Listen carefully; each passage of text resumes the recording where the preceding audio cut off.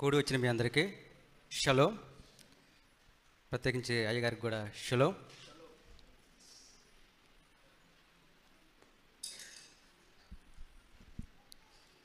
సెలవు మాటలల్లా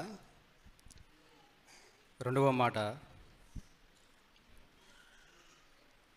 లూకా సువార్త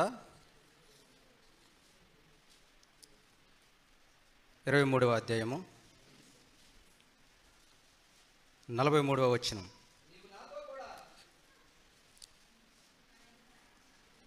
ఇరవై 23వ అధ్యాయము 43వ వచనం. నేడు నీవు నాతో కూడా పరదేశంలో ఉందువని నిశ్చయముగా నీతో చెప్పుచున్నాను. ఈ సెలవు మాటలలో రెండవ మాట ఏంటంటే రక్షణ. ఏంటిదండి? రక్షణ. ఈ రక్షణ అనే మాట ప్రతి ఒక్క మనిషికి అవసరమైనది. ప్రమాదంలోని రక్షణ కావాలి, ఎటైనా ఇంట్లోంచి మనం బయటికి వెళితే రక్షణ కావాలి, అవునా కదా? అదేవిధంగా మనం పొలం పనులకు వెళ్ళినప్పుడు కూడా ఏదన్నా పాము పురుగు ఇలాంటివి ఉన్నప్పుడు వాటి నుంచి కూడా రక్షణ కావాలి, అవునా కదా? అయితే ఇవి బాహ్య శరీరానికి సంబంధించిన రక్షణ. అయితే ఇక్కడ ఏం జరుగుతుందా అంటే ఆత్మీయ రక్షణ కావాలని ఇద్దరు దొంగల మధ్య, యాశ్వారి మధ్యలో ఇది జరుగుతున్న విషయం. 23వ అధ్యాయం 39 నుంచి 43వ వచనంలో ఏముంటుందా అంటే, శిలువ మీద యాశ్వం వేసేవారు ఉన్నప్పుడు కుడి పక్కన ఒక దొంగ, ఎడమ పక్కన ఒక దొంగ, ఇద్దరు ఉండేవాళ్ళు. వాళ్ళను కూడా యాశ్వం వేసేవారితో పాటు శిలువ వేశారు. శిలువ వేస్తే ఒక అతను అంటాడు, అయ్యా నువ్వు దేవుని కుమారుడివే కదా, దైవ స్వరూపం ధరించుకున్న వ్యక్తివే కదా, అయితే నీవు రక్షించుకొని మమ్మల్ని కూడా రక్షించుము అని ఒక యాళనగా మాట్లాడతాడు. మాట్లాడిన తర్వాత పక్కన శిలువ మీద ఉన్న రెండవ వ్యక్తి అంటాడు, రేయ్ నువ్వు మాట్లాడేది ఏ మాత్రం కూడా కరెక్ట్ కాదు, నువ్వు దేవునికి భయపడవా? నువ్వు దేవునికి భయపడవా? ఇది కరెక్ట్ కాదని చెప్పేసి ఆయనతో మాట్లాడతాడు. అన్న తర్వాత యాశ్వం వేసేవారితో ఒకటి అంటాడు, అయ్యా నీ రాజ్యం వచ్చినప్పుడు నీ రాజ్యంలో కూడా నన్ను జ్ఞాపకం చేసుకయ్యాని చిన్న ఒక పశ్చాత్తాపం ఎక్కడో ఆయన ప్రాణం పోయే స్థితిలో ఉన్నప్పుడు చివరి క్షణాల్లో ఆ మాట అంటాడనమాట. అక్కడ ఒక రక్షణ భాగ్యాన్ని కల్పించిన ఒక పదం అక్కడ మనకు కనిపిస్తుంది. ఏంటి ఆ రక్షణ అంటేది? యాశ్వం యేసయ్య ఆత్మీయ జీవితానికి, ఇక్కడ భూలోకంలోని బాహ్య శరీరానికి ఒక రక్షణ లేదు. ఎందుకు లేదు? ఈరోజు ఆడపిల్ల బయటికి వెళ్తుందంటే ఒక రక్షణ లేదు. నిన్ననే న్యూస్ వచ్చింది, 22 మంది ఒక అమ్మాయిని పాడు చేసేసారని. ఎక్కడుందా రక్షణ? ఏ రాజ్యాంగం ఏ రక్షణ ఇచ్చింది? ఏ చట్టం ఏ రక్షణ ఇచ్చింది? అయితే ఇక్కడ మరి ప్రతి ఒక్కళ్ళు కూడా, భూమి మీద ఉన్న ప్రతి ఒక్కళ్ళు కూడా బాహ్య శరీరానికి మనకు రక్షణకు ఎలా అవసరమో అంతకు మించి 1000 ఏళ్ల పరిపాలన కాలంలో కూడా ఆత్మీయ రక్షణ కావాలని ఇక్కడ స్పష్టంగా తెలియపరుస్తుంది. అయితే ఇక్కడ చిన్న విషయం ఏంటంటే, నికోదేముకు కూడా ఒక యూదుల అధికారయుడు కూడా ఒక రక్షణ అడిగాడు. యోహాను సువార్త 3వ అధ్యాయంలో ఉంటుంది. అయితే ఆయన వెళ్ళి, ప్రభువా నిత్య జీవానికి వెళ్ళటానికి నేనేం చేయాలి? యూదుల అధికారి అతను ఒక బోధకుడు, అతనికి బైబిలు ఈ దరి నుంచి ఆ దరి దాకా తెలిసే. ఒక విషయం చెప్పాలంటే ఆయన కూడా ఒక రక్షణ, ఆత్మీయ రక్షణ ఎలా పొందాలని అతను అడుగుతున్నాడు. ఎలాంటి రక్షణ? అతని దగ్గర అధికారం ఉన్నది, అతని దగ్గర డబ్బు ఉన్నది, పలుకుబడి ఉన్నది. అయినా కానీ ఈ శరీరానికి కాదు కావాల్సిన రక్షణ, ఆత్మీయ జీవితానికి కూడా ఒక రక్షణ కావాలి. ఈ రక్షణ భూమి మీద దొరకదు. దొరికిదా? భూమి మీద దొరకదు కనుక, అయ్యా ఈ ఆత్మీయ జీవితానికి రక్షణ కావాలంటే కేవలం నీవు మాత్రమే కనుక ఈ అర్ధరాత్రి టైంలో కూడా నేను నీ తలుపు తట్టాను, ఈ అర్ధరాత్రి సమయంలో కూడా నీ దగ్గరకు వచ్చాను, ఒక అధికారం ఉన్నది, డబ్బు ఉన్నది, ఒక పలుకుబడి ఉన్నది, కానీ ఈ శరీరానికి రక్షణ ఇవ్వగలిగే ఈ లోకం ఉన్నది, కానీ ఆత్మీయ జీవితానికి ఒక రక్షణ కావాలని చెప్పేసి యూదుల అధికారి యాషోమేసే వారి దగ్గరికి వెళుతుండు. యాషోమేసే వారు ఏమన్నాడంటే, ఒకడు నీటి మూలంగాను ఒకడు ఆత్మ మూలంగాను జన్మిస్తేనే కానీ అతనికి నిత్యరాజ్యం దొరకదని చెప్పేశాడు. ఆయన ఆ వాక్యాన్ని తెలుసుకున్న తర్వాత నీటి ద్వారా బాప్తిసం తీసుకున్నాడు. ఆత్మలో కూడా రక్షణ పొంది అతను కూడా గొప్ప సాక్షిగా ఉన్నాడు. హల్లెలూయా. ఇంకోటి ఏంటంటే, పౌలు గారు రాసిన పత్రికలల్లా ఫిలెమోను పత్రికలో ఒనేసిము గురించి ఉంటుంది. యాష్యం వేసేవాడు ఎలా ఆ రక్షణ ఇచ్చాడంటే, ఇంట్లో నమ్మకంగా పనిచేస్తూ అతను దొంగతనం చేసేసి, చిన్న పొరపాటు చేసేసి అతను ఇల్లు వదిలిపెట్టేసి వెళ్ళిపోయాడు. ఒనేసిము ఫిలెమోను దగ్గర ఒక అధికారి దగ్గర ఉండేవాడు. అతను ఇంట్లోంచి వెళ్ళిపోయిన తర్వాత అతను కేసు పెడితే అధికారులు వెళ్ళేసి, పోలీసులు వెళ్ళేసి అతన్ని పట్టుకొని జైలు వేసేశారు. ఆ జైల్లో ఎవరు ఉన్నారా అంటే పౌలు గారు ఉన్నారు. పౌలు గారు ఏం చేశారంటే, అతని జీవిత విధానాన్ని తెలుసుకొని మరొక జీవితాన్ని ఇద్దాము, నువ్వు ఎక్కడి నుంచి వచ్చావో మళ్ళీ నువ్వు అక్కడికి వెళ్ళి నమ్మకంగా నువ్వు పని చేసుకునే విధంగా, మళ్ళీ నువ్వు నమ్మకంగా వెళ్ళి నువ్వు అక్కడ యొక్క పరిచయం చేసుకోవడానికి మరి యొక్క అవకాశాన్ని కూడా ఇచ్చారనమాట. ఎట్లా అంటే, ఫిలెమోను పత్రిక 1వ అధ్యాయం ఉంటే మీరు చదవండి. అద్భుతమైన వాక్యం అక్కడ మనకు కనిపిస్తుంది. ఫిలెమోను పక్షాన పౌలు గారు ఒక పత్రిక రాసి ఒనేసిముకి పంపించేస్తాడు. పంపించిన తర్వాత అందులో ఏమంటాడంటే, నీ దగ్గర నుండి వచ్చిన వ్యక్తే నిష్ప్రయోగుడే, ఆయన ఎందుకు కూడా పనికిరాడు. ఒకప్పుడు నీకు ఎప్పుడు కూడా పనికి రాలేదు, ఇప్పుడు బంధకాలలో కనిన కుమారుడని అక్కడ వాక్యం చదివిస్తుంటుంది. ఇతను నీ దగ్గరికి పంపిస్తున్నాను, అతనికి మరి ఒక అవకాశం ఇవ్వమని దొంగకి పౌలు గారు ప్రాధేయపడి మరొక అవకాశాన్ని ఇస్తాడు. పౌలు గారు మరొక అవకాశాన్ని ఇస్తాడు. ఇక్కడ ఏంటంటే ఇక్కడ ఒక రక్షణ భాగ్యాన్ని మనకు కల్పించేశారు. ఒక రక్షణ భాగ్యాన్ని ఒక దొంగకు కూడా పౌలు గారు ఒక రక్షణ భాగ్యాన్ని అతనికి కల్పించాడు. కారణం ఏంటంటే, ఆత్మీయ రక్షణ కావాలి. ఏం కావాలి? ఆత్మీయ రక్షణ కావాలి. అయితే ఒక అద్భుతమైన ఒక చిన్న సాక్ష్యాన్ని మీ ముందు ఉంచుతాను.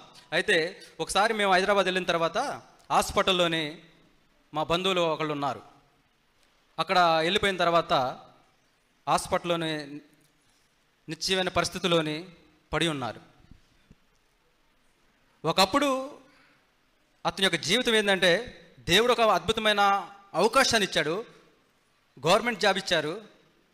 ఆ గవర్నమెంట్ జాబు చేసుకుంటూనే ఒక అధికారం ఉన్నది, ఒక పలుకుబడి ఉన్నది. అయినా కానీ దేవుడు అనేవాడు ఎరగకున్నారు. ఆ ఇల్లు మొత్తం దేవుడు అనేవాడు అనేదే లేదు. అయితే వాళ్ళ వైఫ్ హిందూ దేవుళ్ళని నమ్ముకొని, వాళ్ళ అత్తగారితో పాటు దేవుళ్ళని నమ్ముకొని విగ్రహ ఆరాధకని బాగా భయంకరంగా చేసేవాళ్ళు. భయంకరంగా చేసిన తర్వాత ఆ విగ్రహాల దేవుళ్ళను కూడా ఆ భర్త నమ్మేవాడు కాదు. అలా కొంతకాలం కొనసాగుకుంటూ వచ్చింది. అయితే కొంతకాలానికి మారు మనసు పొంది భార్య మందిరానికి వచ్చి బాప్తిసం తీసుకుంది. నా పరిస్థితి కాదు, మా బ్రతుకులు ఇవి కావు, మా జీవిత విధానం ఇది కాదని చెప్పేసి విగ్రహాలు పక్కన పెట్టేసేసి, ఆ విగ్రహారాధి బొమ్మల మొత్తం పక్కన పడేసేసి నిజమైన రక్షకుడు యాషోమేసయ్యని నమ్మి బాప్తిసం తీసుకొని ఆమె ప్రార్థనకు వస్తూ ఉండేది. అయినా కానీ దేవుడిని నమ్ముకున్న ఆమె కూడా, నువ్వు దేవుడిని ఎందుకు నమ్ముకున్నావని అడగలేదు. కానీ దేవుడు అనేవాడు లేడు, దేవుడు ఉన్నాడో లేడో తెలియదు, విగ్రహ దేవుళ్ళు కాదు, మీ యేసుక్రీస్తు కూడా దేవుడు కాదని చెప్పేసి ఆయన వాదన చేసేవాడు. అసలు దేవుడు ఉన్నాడో లేడని ఒక మాటలో చెప్పాలంటే ఆయన ఒక నాస్తికుడుగానే చెప్పగలుగుతాం. దేవుడు లేడు. ఎందుకంటే ఈ సమాజంలోనే చూస్తేనేమో అడుక్కునే వాళ్ళు ఉన్నారు, దిగజారిన బతుకులు ఉన్నాయి, ఉన్నతమైన అధికారులు ఉన్నారు. మరి వాళ్ళని వీళ్ళని ఎందుకు ఎలా ఉంచాడని, వీళ్ళు చూస్తే ఎట్లున్నారు, వాళ్ళు చూస్తే ఎట్లున్నారని సమాజాన్ని చూసి ఆ అధికారంతో దేవుడు లేడని ఒక నిశ్చయానికి హృదయంలో పెట్టుకొని దేవుడిని నమ్మబోయేసరికి కొంతకాలానికి ఆయన పరిస్థితి బాగలేదు. అనారోగ్యం దెబ్బతీసేసి హైదరాబాద్ ఖమ్మంలో చూపిస్తే ఖమ్మం చేత కదన్నారు, విజయవాడలోని కూడా చేత కాదన్నారు. హైదరాబాద్ తీసుకెళ్ళి హాస్పిటల్లో వేశారు. హాస్పిటల్లో వేస్తే చాలా డబ్బుల వరకు ఖర్చు అయినాయి. దేహానికి కూడా రక్షణ లేని భాగ్యంలో కూడా ఆ స్థితిలో పడి ఉన్నాడు హాస్పిటల్లో. లివర్ చెడిపోయి చివరి స్టేజ్కి వచ్చింది. డాక్టర్ గారు అన్నారు, మీరు డిశ్చార్జ్ తీసుకుని పోవడం కూడా చాలా మంచిది, ఎందుకంటే చాలా వరకు ఇప్పుడు డబ్బులు పెట్టారు, బ్రతుకుతుందో బతుకో తెలియదో. లివర్ మార్చడానికి 80 లక్షలు అవుతుంది. లివర్ మార్చడానికి 80 లక్షలు అవుతుంది. ఇప్పటి వరకు చాలా డబ్బులు పెట్టారు, మరి 80 లక్షలు మీరు చేసుకోగలుగుతారా అన్నారు. ఇక్కడ ఇల్లు అమ్మినా పొలం అమ్మినా అంత డబ్బు కూడా రాదు, పరిస్థితి కూడా దిగజారిపోయింది. ఆ మేడం గారు ఏం మాట్లాడారంటే, నాతోనే మాట్లాడారు, బాబు ఇంతవరకు అయితే వాళ్ళ బాబులు అయితే మీరైతే డబ్బులు చాలా ఖర్చు పెట్టారు ఇప్పుడైతే, కానీ లివర్ ట్రాన్స్ఫర్ చేస్తే బతుకుతురు అనేది గ్యారంటీ కూడా లేదు. ఎందుకంటే ఆపరేషన్ చేస్తే ఆ మధ్యలో ఏమన్నా కావచ్చు, మేము గ్యారంటీ ఇవ్వలేము. మీరు గ్యారంటీ ఇవ్వలేము కనుక మీరు తీసుకుపోవడం కూడా మంచిదే, మీరు కావాల్సిన ఫుడ్ పెట్టేసి కొంతకాలం మీ దగ్గర ఒక నెల 2 నెలలు పెట్టుకోవచ్చు అని డేట్ కూడా ఇచ్చేశారు వాళ్ళు. అతనికి తెలిసిపోయింది నా జీవితం ఏందో అని. బెడ్ మీద పడి ఉన్నాడు, ఐసీయూలో వేశారు. నా పరిస్థితి ఇది, నా జీవిత విధానం ఇది, ఒకప్పుడు నా బ్రతుకు ఇలా ఉన్నది, నేను దేన్ని లెక్క చేయలేదు, నేను దేన్ని కూడా అధికారంతో ఒక పలుకుబడితోనే నేను ఇలా చలామణి అయ్యాను. కానీ ఇప్పుడు నా జీవిత విధానం ఇది. నా పిల్లలు చిన్నోళ్ళు, వాళ్ళకి ఏం తెలియదు, లోక జ్ఞానం తెలియదు, ఎలా బ్రతకాలో తెలియదు, నా పరిస్థితి ఇలా అయిపోయింది, నా పిల్లగాళ్ళకి నా పెళ్ళిళ్ళు చేయలేదు, నా పిల్లగాళ్ళు ఉద్యోగంలో లేరు, ఇప్పుడు చదువుకున్న పిల్లలు, నా పరిస్థితి ఏంటి అని చిన్న జ్ఞాపకం చేసుకుంటున్నాను అనుకుంటా. అది ఎవరో చెప్పలా, అతని జీవిత విధానం తెలిసిపోయింది. నేను ఆ వ్యక్తి దగ్గరికి వెళ్ళి ఐసీయూలోకి వెళ్ళి చేయి పట్టుకున్నా. కళ్ళమ్మటి నీళ్ళు తప్ప మాట కూడా రావట్లేదు ఆ వ్యక్తికి. కళ్ళమ్మటి నీళ్ళు తప్ప అయిపోయింది నా పని. ఇంటికి తీసుకెళ్ళండి రా, వద్దన్నాడు. నన్ను ఇంటికి తీసుకెళ్ళండి, ఎందుకు ఇంత డబ్బులు ఖర్చు పెడతారు అని. తీసుకెళ్ళండి అన్నారు. ఒక్కటే ఒక్క మాట అడిగిండు, నువ్వు ప్రార్థన చేస్తావు కదా, మీరు చర్చికి వెళ్తావు కదరా, నీ యేసుప్రభు వారిని ఒక మాట అడగరా అన్నాడు. అయ్యా, నీ సన్నిధిలో ఇక్కడ నిలబడి ప్రార్థన చేస్తున్నాము, ఈ టైంలో ఏమని ప్రార్థన చేయాలో కూడా తెలియదు, మరొక జీవితాన్ని ఇవ్వు, నీ సన్నిధిలో గొప్ప సాక్షిగా నిలబెట్టే భాగ్యం కల్పించని ప్రార్థన చేసి, మళ్ళీ ఆ వ్యక్తికి నేనేం చెప్పానంటే, మా చేతుల్లో ఏం లేదు, ప్రార్థన చేసి వెళ్ళిపోతాం, బెడ్ మీద ఉండి నువ్వే ప్రార్థన చేసుకో, నువ్వు బెడ్ మీద ఉండి నువ్వే ప్రార్థన చేసుకో, ఎందుకంటే ఎలా మాట్లాడాలో కూడా నీకు తెలియదు కనుక నీ పిల్లలు నీ కాడికి వచ్చి ఏమడుగుతారు, నానా డాడీ నాకు ఇది కావాలి, డాడీ నాకు ఇది కావాలి, నాకు ఇది అవసరం ఉంది డాడీ అని నిన్ను ఎట్లా అడిగారు అది జ్ఞాపకం చేసుకొని, నీ పిల్లలు నిన్ను ఎలా అడిగారో నువ్వు కూడా బెడ్ మీద పండుకొని నువ్వు కూడా ఒక తండ్రిని నువ్వు ఎలా అడుగుతావో నువ్వు కూడా అలాగనే అడిగాను. మరొక జీవితాన్ని ఇవ్వు అని అడిగాను. ఒక జీవితాన్ని ఇవ్వు, నీ సన్నిధిలో గొప్ప సాక్ష్యంగా నిలబడతానని ఉంటానయ్యా అని ఒక మాట ప్రార్థన చేసుకుంటే, కళ్ళమ్మ నీళ్ళు పెట్టుకొని ప్రార్థన చేసుకున్నాడట. ఒకటే మా అక్క ఎప్పుడు పస్కా పండగకు వచ్చి ప్రార్థన చేసుకొని ఇక్కడ వస్తుందట. అయితే అతను కూడా పస్కాకి నేను బాప్తీసం తీసుకుంటానని వాగ్దానంతో ఆయన ప్రార్థన చేసుకున్నాడు. ప్రార్థన చేసుకున్న వ్యక్తి ఈరోజు మరొక జీవితాన్ని డిశ్చార్జ్ చేసుకుని వచ్చి హాస్పిటల్ చూపించలేదు, లివర్ ట్రాన్స్ఫర్ చేయలేదు, ఆపరేషన్ చేయలేదు. ఎట్లయితే డాక్టర్ బతకడాన్ని తీసుకుని వచ్చేసామో బెడ్ మీద ఇంటికి పడేసేసాము, ఆయన ప్రార్థన చేసుకునే విధానంతోనే కొన్ని మందులు వాడుకున్నారు, అంతే సంగతిలో. మళ్ళీ యథావిధిగా డ్యూటీకి వెళ్ళిపోతున్నారు. అదే వ్యక్తి బాప్తీసం తీసుకొని ఇదే మందిరంలో అలా కనిపిస్తున్నాడు. హల్లెలూయా! దేవుడు ఒక అద్భుతమైన సాక్షిగా మలిచాడు. దేవుడికి ఒక అద్భుతమైన రక్షణ భాగ్యం ఇచ్చాడు.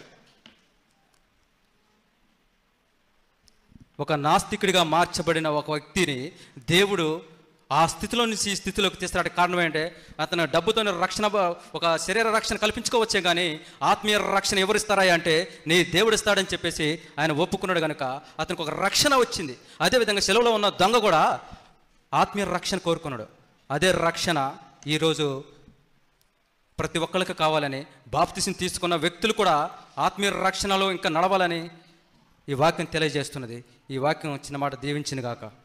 హల్లెలూయా! చేతులెత్తి గట్టి చెప్దాం, హల్లెలూయా, హల్లెలూయా. అలాగనే 4వ మాట,